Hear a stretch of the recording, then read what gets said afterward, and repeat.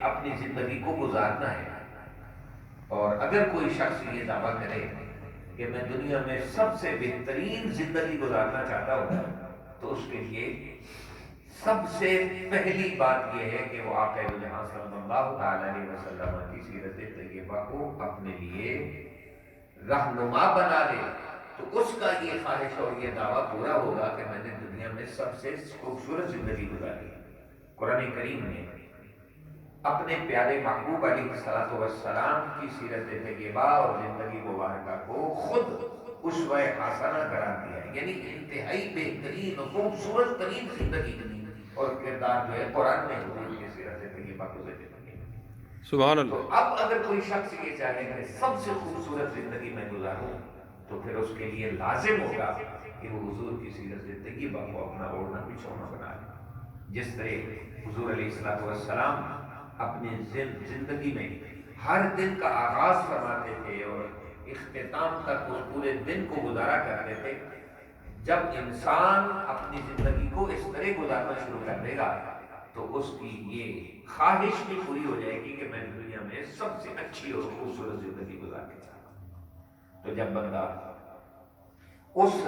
Practical کو جو حضور علیہ الصلوۃ والسلام کے اعمال اور سیرت اور افعال اور کردار کی شکل میں ہم تک پہنچا ہے، اس کو اپنی زندگی میں داخل کرتے ہیں، تو پھر ایمان باللہ کا یہ جو تقاضا ہے کہ میں اللہ تعالیٰ پر ایمان لے آیا،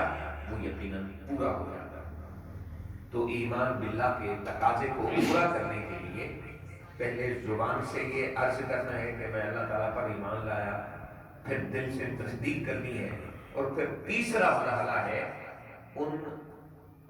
تقاضوں کو پورا کرنا جو ایمان باللہ کی تکمیل کے لیے قرآن اور آقا کی سیرت طیبہ کی صورت اور شکل میں، اسلام کی شکل میں ہم تک اللہ نے پہنچا دیا۔ تو پھر ایمان باللہ کا یہ تقاضا ہے۔ تو اب اللہ تعالیٰ نے یہ قرآن میں ذکر کیا کہ اللہ ولی الذین آمنوا، کہ اللہ تعالیٰ ایمان والوں کا دوست بھی ہے اور مددگار بھی ہے۔ اب مددگار کے معنی میں جب اللہ تعالیٰ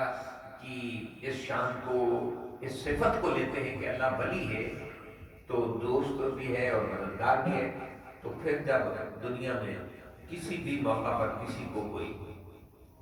تکلیف ہوگی تو اللہ تعالیٰ کی مدد پہنچے گی۔ ایمان والے کو جب بھی کوئی پریشانی اور مشکل آئے گی، اللہ تعالیٰ کی نصرت اور اس کی مدد اللہ تعالیٰ کی اس ایمان والے کے لیے اسی وقت موجود ہوگی جب بھی اسے زندگی میں، خواہ وہ دنیا کی زندگی ہو یا آخرت کی زندگی ہو، کسی بھی میدان میں ایمان والے کو جب حاجت و ضرورت ہوگی تو اللہ تعالیٰ نے جب اعلان کر دیا ہے کہ میں ایمان والوں کا دوست بھی ہوں اور ایمان والوں کا مددگار بھی ہوں، تو پھر اس اللہ تعالیٰ کی مدد جو ہے ایمان والے کو ملتی ہے۔ لیکن ایمان والا بننے کے لیے آقا جہاں صلی اللہ تعالی علیہ وسلم کی سیرت طیبہ کو کلیتاً اپنی زندگی میں داخل کرنا، اپنے قول میں، اپنے فعل میں، اپنے کردار میں، اپنے معاشرے میں، جہاں کہیں بھی ہم سروائیو کرتے ہیں، ہمیں ہر موقع پر حضور علیہ الصلوۃ والسلام کی سیرت طیبہ کو اپنا امام اور اپنا رہنما بنانا ہے۔ تو پھر اللہ تعالیٰ کی نصرت بھی، اللہ تعالیٰ کی مدد بھی شامل حال ہوتی ہے، اور پھر ایمان والے کے دونوں جہاں، یہ دنیا والا بھی اور آخرت والا بھی کامیاب اور کامران ہو جاتا ہے۔ سبحان اللہ۔ اب گفتگو کے لیے اگر قول میں آقا کی سیرت طیبہ کو ہم دیکھنا چاہیں تو آقا جہاں صلی اللہ تعالی علیہ وسلم کی سیرت طیبہ ہمارے لیے اتنی بہترین رہنما ہے کہ آقا کی 63 سالہ سیرت طیبہ میں ایک لمحہ بھی ایسا نہیں آیا کہ حضور نے واقعے کے خلاف بات کی، یعنی حقیقت کے خلاف بات کی ہو، حقیقت کچھ اور ہو اور آپ کچھ اور بیان فرمائیں گے، ایسا ہو ہی نہیں سکتا۔ اب حضور آقا جہاں صلی اللہ تعالی علیہ وسلم نے جب بھی کلام کی، گفتگو کی،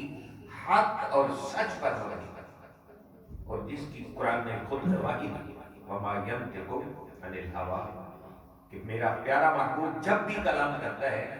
وہ اپنے نفس اور اپنے خواہش یا حقیقت کے خلاف بات نہیں کرتے، جو حق اور سچ بات ہوتی ہے آقا دو جہاں صلی اللہ علیہ وسلم وہی کلام پر گفتگو کرتے ہیں۔ سبحان اللہ۔ اب کوئی شخص آقا کی اسی ایک سیرت کو، آپ کے اس عمل کو اور آپ کی اس سنت مبارکہ کو اور آپ کی اس تعلیم کو اپنی زندگی میں داخل کر لیتا ہے تو پھر ایمان والوں سیرت میں، زندگی میں خود ہی نکھار پیدا ہونا شروع ہو جاتا ہے۔ صداقت جو ہے، سچائی، یہ سیرت کا نکھار ہے۔ سبحان اللہ۔ اب ایک عمل ہی اگر کوئی بھی شخص حضور کی اس سنت مبارکہ کو اپنی زندگی میں داخل کر لیتا ہے کہ میں نے کبھی بھی کوئی بات ایسی نہیں کرنی جو حقیقت کے یا واقع کے خلاف ہے، میں نے سچ ہی بولنا ہے، تو ایمان والو یقیناً آقا کی یہ سنت جب زندگی میں شامل اور کامل اور کلیتاً داخل ہو جائے گی، پھر اپنی زندگی کے ماحول کو خود ہی دیکھنا کہ اس میں کیسا نکھار پیدا ہوا، کیسا ٹھہراؤ پیدا ہوا، کیسی خوبصورتی پیدا ہوئی کہ پھر سچ بولنے والے کے ظاہر اور باطن دونوں صورتوں میں نور پیدا ہوتا ہے، اور وہ نور اس بندے کو، روشنی جو ہے جو اس کے دل میں پیدا ہو جاتی ہے، اسے زندگی میں کہیں بھی پریشان نہیں ہونے دیتی۔ پھر آپ جہاں صلی اللہ علیہ وسلم کی دوسری بات یہ ہے کہ آپ جب بھی کسی سے وعدہ فرمایا کرتے تھے اس کی خلاف ورزی نہیں کرتے، اس کو وفا کر دیتے، پورا کر دیتے۔ اور پھر تیسری آقا تو جہاں نور مجسم شفیع موجود، اگر آپ کے پاس کوئی امانت رکھنے کے لیے حاضر ہوتا